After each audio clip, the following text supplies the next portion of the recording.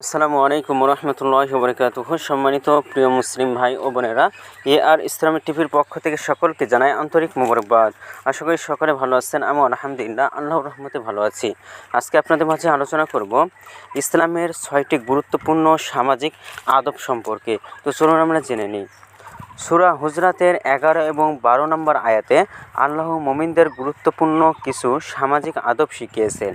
এই আদবগুলো অনুসরণ করলে আমাদের সমাজের পরিবেশ হবে শান্তিপূর্ণ এবং সুন্দর। আল্লাহ তাআলা বলেন, হে ঈমানদারগণ, কোনো দল যেন অপর কোনো দলকে বিদ্রূপ না করে, হতে পারে তারা বিদ্রূপকারীদের চেয়েও উত্তম। আর কোনো নারীও যেন অন্য নারীকে বিদ্রূপ না করে, হতে পারে তারা বিদ্রূপকারীদের চেয়েও উত্তম। আর তোমরা একে অপরের নিন্দা করো না এবং তোমরা একে অপরকে মন্দ অপমানে ডেকো না।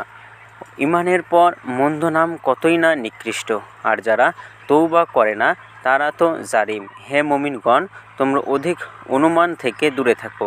নিশ্চয় কোনো অনুমান তো পাপ, আর তোমরা গোপন বিষয় অনুমান তো পাপ।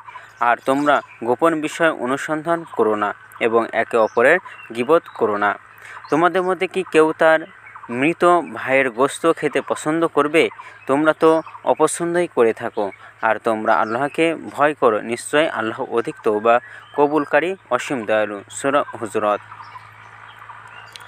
এ দুটি আয়াতে আল্লাহ যে নির্দেশনাগুলো দিয়েছেন তার মধ্যে 1 নম্বর হলো কাউকে বিদ্রূপ করা যাবে না। কেউ জানে না আল্লাহর কাছে কে উত্তম, তাই অন্যকে তুচ্ছ মনে করে ব্যঙ্গ বিদ্রূপ করার প্রবণতা ত্যাগ করতে হবে। 2. একে অপরের নিন্দা এবং দোষারোপ করা যাবে না। নিজের ত্রুটি সংশোধনের দিকে মনোযোগ দিতে হবে।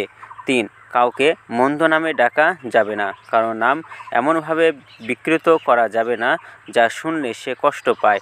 কারো সৃষ্টিগত ত্রুটি নিয়ে নাম বানানো আরও গর্হিত পাপ। 4.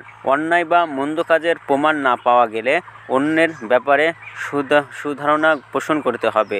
অহেতুক খারাপ ধারণা করা যাবে না। 5. মানুষের দোষ ত্রুটি অনুসন্ধান করা যাবে না। 6. গীবত অর্থাৎ অন্যের অনুপস্থিতিতে তার সমালোচনা করা যাবে না।